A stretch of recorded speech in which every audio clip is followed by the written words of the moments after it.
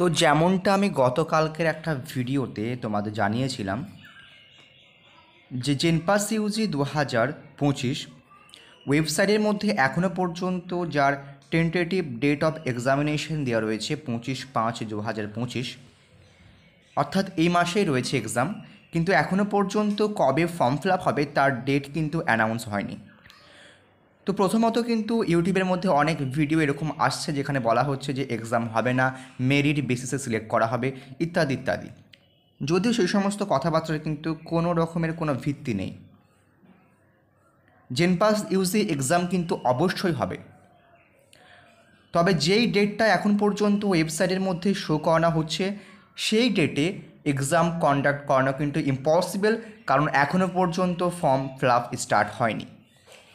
তো আশা করা যেতে পারে যে এই মাসেরই মিড উইক অর্থাৎ 15 থেকে 20 তারিখের দিকে আশা করছি ফর্ম ফিল আপ স্টার্ট হয়ে যাবে, বা তারও আগে কিন্তু ফর্ম ফিল আপ স্টার্ট হতে পারে। এবং সেরকম যদি হয় তাহলে জেনপাস ইউজি 2025-এর এক্সাম কিন্তু জুনের লাস্ট উইক অথবা জুলাই মাস পর্যন্ত কিন্তু শিফট হতে পারে। তাই যারা প্রিপারেশন নিচ্ছিলে জেনপাস ইউজি 2025-এর জন্য, টাইম হয়তো একটু বেশি পাচ্ছ, জোর কদমে আরও ভালোভাবে প্রিপারেশন করো।